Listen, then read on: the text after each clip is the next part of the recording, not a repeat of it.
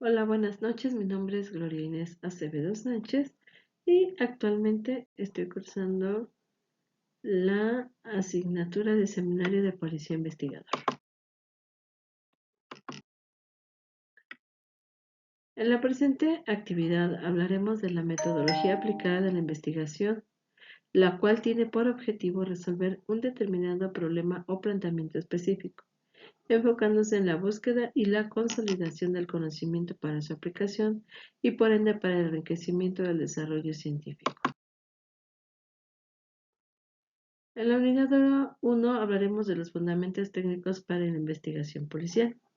Con la entrada en vigor del nuevo Código Nacional de Procedimientos Penales el 18 de junio de 2016, la figura del policía investigador ha adquirido una serie de responsabilidades en la investigación de un presunto hecho delictuoso, lo cual lo reviste de una gran importancia siendo pieza clave en el proceso penal.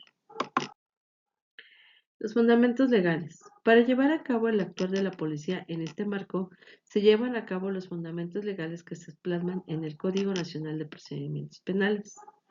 En el artículo 132 nos habla que el policía actuará bajo la conducción y mando del Ministerio Público en la investigación de los delitos de estricto apego a los principios de legalidad, objetividad, eficiencia, profesionalismo, honradez y respeto a los derechos humanos reconocidos en la Constitución. En el artículo 227, la cadena de custodia es el sistema de control y registro que se aplica al indicio, evidencia, objeto, instrumento o producto del hecho delictivo, desde su localización, descubrimiento o aportación, en el lugar de los hechos del hallazgo. Las técnicas de búsqueda de indicios. En esta unidad analizaremos la importancia de las técnicas de la búsqueda de indicios, como son la criba, el abanico, el radial, las franjas o las paralelas, espiral y zonas de cuadrantes, que son aplicados en lugares abiertos o cerrados. Asimismo, las técnicas de localización de indicios que representan a la planimetría florece en el procedimiento de fijación de indicios. Estas técnicas nos permiten esclarecer un hecho delictivo y la veracidad de obtener datos, con las técnicas que serán aplicadas en lugares donde se requiere.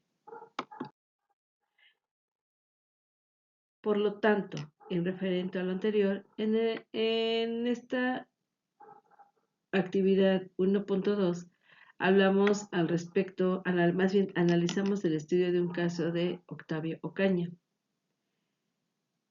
En este caso hicimos una metodología aplicada al delito, en la cual se define que la teoría del caso, de acuerdo a las investigaciones proporcionadas por los noticieros, los diarios e investigaciones, se define lo siguiente. En el caso de Octavio Caña, el actuar policial no fue seguido por los protocolos de acuerdo a los marcos legales aplicables, por lo que ellos hicieron omisión del fundamento del Código Nacional de Procedimientos Legales. Dadas estas irregularidades, se menciona en efecto los pasos para analizar el estudio de caso. Se aplicó como fue la observación, el planteamiento del problema, la hipótesis de experimentación y finalmente la teoría.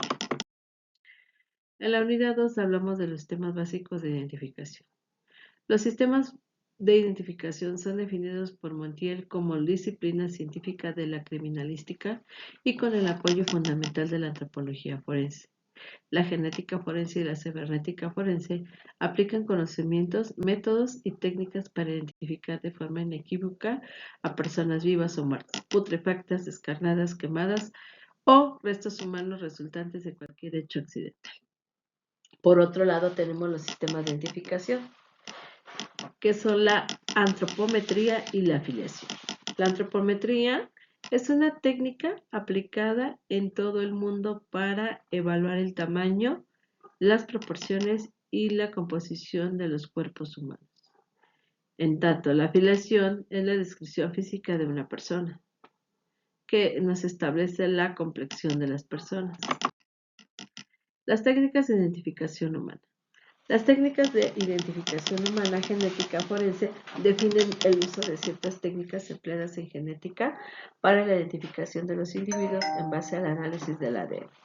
La fotografía, las señas particulares y el retrato hablado deben considerarse como auxiliares muy útiles en la identificación.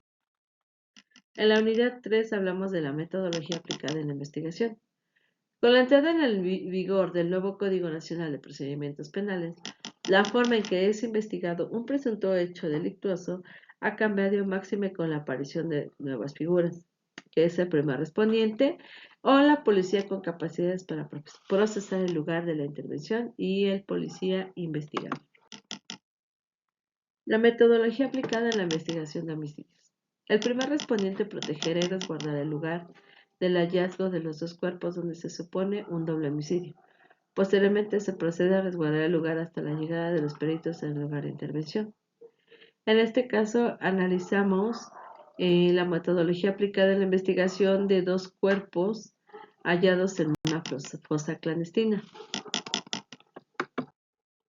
La policía con capacidades para procesar registró el ingreso, la salida, las actividades del personal especializado en este caso, y comunicó las actividades y resultados obtenidos para la minimización o neutralización de los riesgos al policía de investigación. En este caso se aplicó la metodología del delito. La metodología aplicada en la investigación es de suma importancia, ya que siguiendo los métodos adecuados se puede formular debidamente la teoría del caso. Por otro lado, la figura del primer respondiente en la escena de un lugar de hallazgo de un hecho delictuoso, preservar el lugar, se evita la manipulación de los indicios. Algo muy importante en la metodología, que es la formulación de la hipótesis. Aquí tenemos las respuestas de las 7 preguntas del planteamiento del problema, que esto es una explicación en donde se trata de predecir el desarrollo del hecho ocurrido. Estas respuestas son sometidas a una profunda investigación científica. En la unidad 4 hablamos de la entrevista e interrogatorio. Durante la investigación del hecho presuntamente delictuoso es fundamental obtener información de los testigos y los presuntos responsables. Esto se realiza a través de la entrevista o el interrogatorio, cuyo objetivo es comprobar también que una persona esté diciendo la verdad. Para que una entrevista o interrogatorio sean eficientes, es necesario que el entrevistador o interrogador cuenten con las técnicas, herramientas suficientes para identificar cuando una persona está mintiendo. Definición. Cadena y Herrera definen el interrogatorio como el arte de cuestionar y examinar a una fuente con el fin de obtener la máxima cantidad de información utilizable en el menor tiempo posible. La técnica raíz es un método para entrevistar a aquellos involucrados en una investigación criminal, para poder exonerar al inocente e identificar al culpable. La técnica es tan utilizada que el término mismo ha sido registrado por sus creadores John Ray y asociados. Su uso involucra 3 componentes básicos y 9 pasos específicos. Por lo tanto, en esta actividad utilizamos una entrevista relacionada a un accidente de tránsito y a un accidente de homicidio.